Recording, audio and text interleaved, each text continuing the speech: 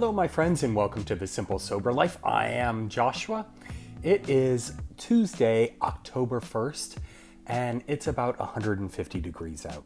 And today was one of those sweltering days where there was no movement in the air. The humidity was about 6,000%. And at work, I am just dripping as I'm hauling those steel pieces around. It was miserable, and it really wears you out. It just kind of takes everything out of you. And I was almost fired yesterday. More about that in just a minute. But I gotta tell you, the best part of my day is coming home and walking through the door.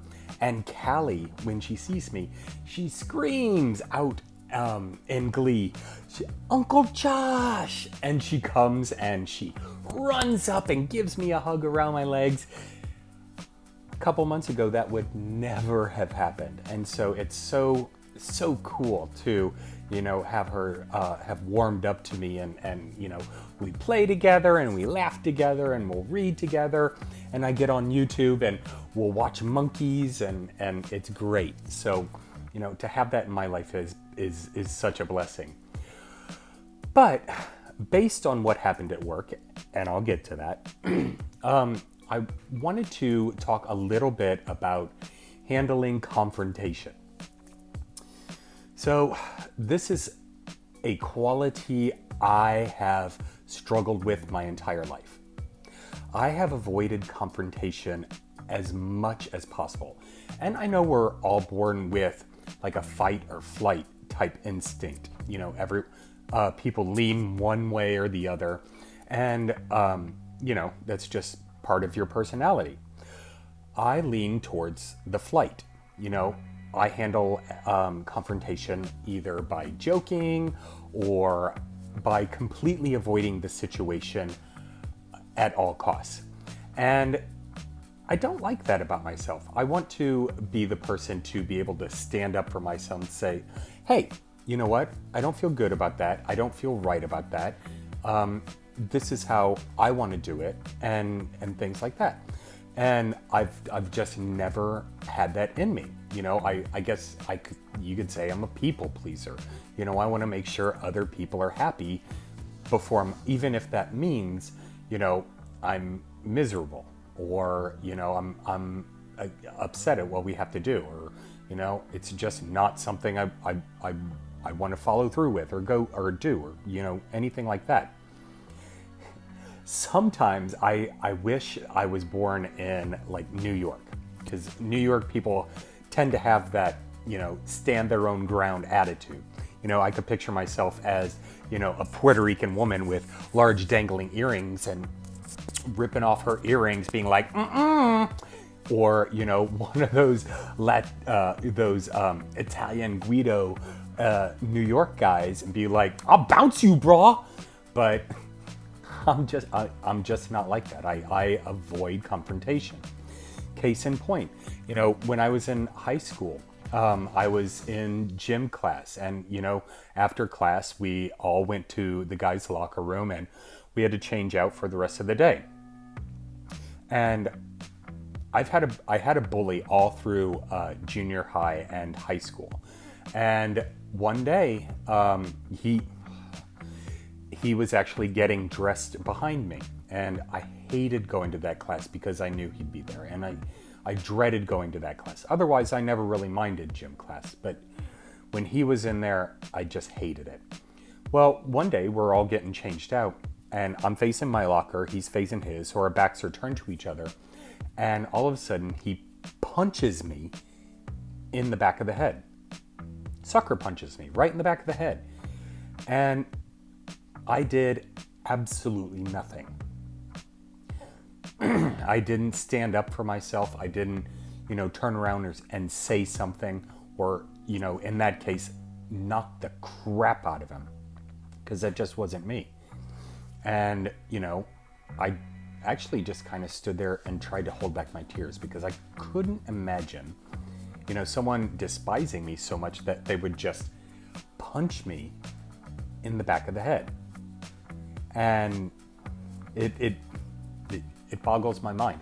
But what frustrates me the most is that I couldn't deal with that confrontation. And, I'm still like that today.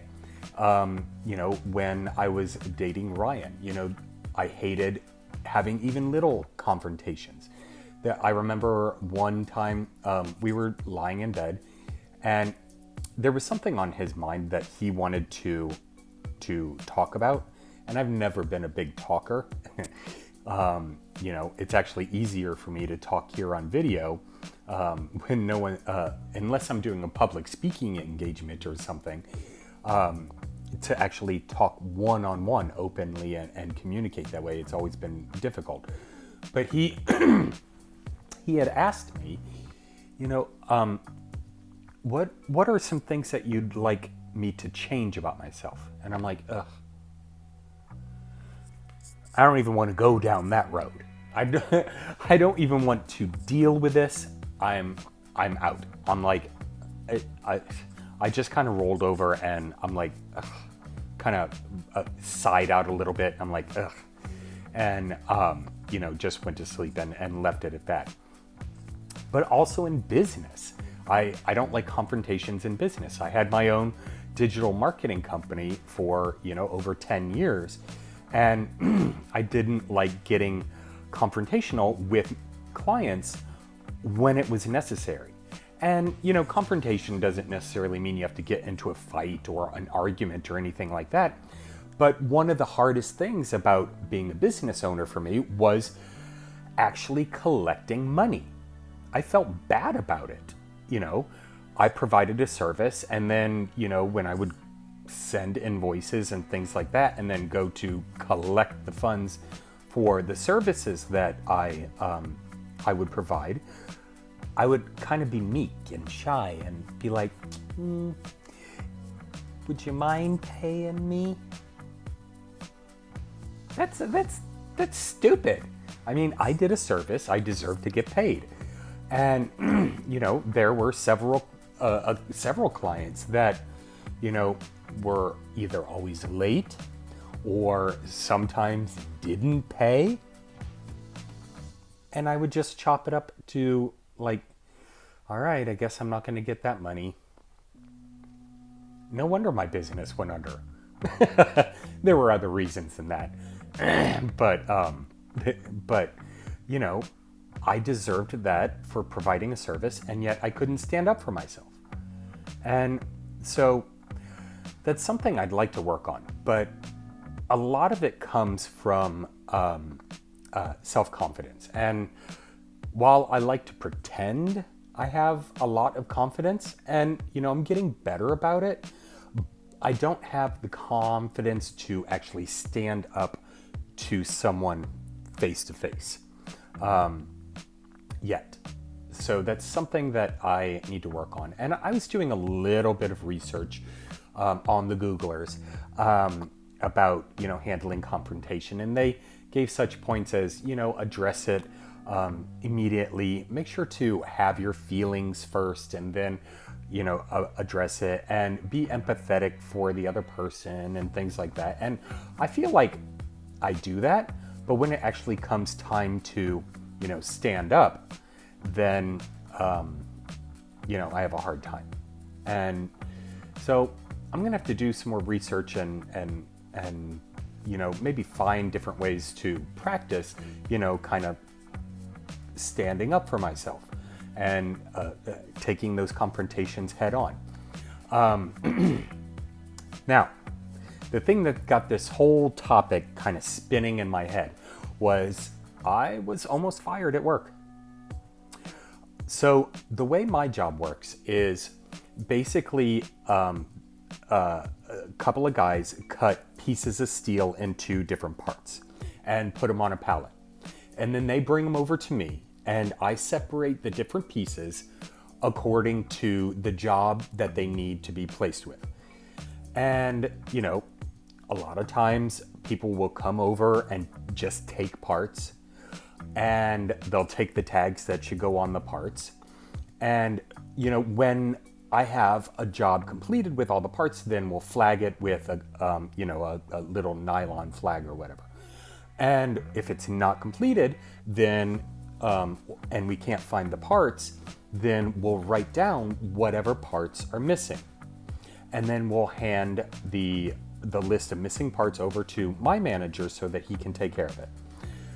Well, my manager instructed the forklift guy to take incomplete things around to have them, all put together. And then, guys are getting upset because, parts are missing. Well, they can't do the complete job, and that totally makes sense. I get that. But, I'm just following protocol. I've only been there 2 weeks, so I only know what I've been told to do. So the big boss, the boss above my boss, came and took me and the guy I work with around, and, there were people around, and he's like, "You see this? This has missing parts, and there's no tags." And, tags fall off, they get lost, and, things happen. He's like, "If I find one more missing piece or one more missing tag, I'm firing both of you." I'm like, I didn't know what to say. I'm like, I've just been, in my head, I'm like, okay, calm down, Nancy. We'll get it taken care of. But, I just kind of stood deadpan. I'm like, all right. And he's like, "You got to find all of these parts and all these tags and da-da-da-da-da." Well, we went around the whole thing, and most of the parts we couldn't find. Some of them were coming from, a different city and hadn't arrived yet. Other parts hadn't even been cut yet. And so it wasn't really our fault. So, but that's a time that, I've only been there 2 weeks, so I think I made the smart decision by just shutting my mouth. But that I would have liked to have been, at least stand up for myself a little bit, saying, this is how we were told to do this, and, maybe at least get some feedback from him on how he'd rather do it. So, from now on, I'm writing down everything with dates on, exactly what I do, exactly what jobs I'm working on, what pieces are missing, and I'm keeping a log of everything because this isn't the job I'm going to be at forever, but I don't mind it right now. It's a great change from serving. I feel like I'm getting some exercise at least. I'm working out. Lord knows in this heat I'm sweating my butt off. So I don't want to lose this job, and the guys are cool, and so I don't know. So I guess the bottom line is I would like to start taking steps to being able to stand up better for myself, and actually handle confrontation appropriately and professionally, but sternly. And one thing I talked about Ryan a little bit before. He was great at this. He could stand his ground, and if something wasn't right, he stood up for himself, and I always admired that about him. So I need to be more like that. But I hope you are. I can't end the story like that. The big boss who chewed us out did come by, and he said, I know it's not you, because he has seen me on my hands and knees looking for parts, going through piles and trying to piece things together. So he did come up, and he didn't apologize, but at least he did say he recognized that I'm putting forth a valiant effort, and I've always had really high work ethics. So I mean, when I'm there, I work. And that's another good feeling. It's a good feeling to put in a hard day's labor. Now my back muscles are hurting and I've got blisters covering my feet. And so by the end of the day, I'm just ready to sit in a jacuzzi or something. But yeah, I think I'll stick it out for a while longer and, take further steps to improving my life and getting back on track and, accomplishing those goals that I set out to do and create new goals. But yeah, I hope you're having a fantastic day, my friends. If you got value out of this, make sure to subscribe. Hit that bell when you subscribe so you get notified each time I create a video. Also give this video a thumbs up and comment down below. If you have any tips or anything on dealing with confrontation, I would be ecstatic to hear them. Go ahead and comment with those below. Also, I came out with a new blog post, so hit up thesimplesoberlife.com and you can check that out. I'll talk to you later, my friends.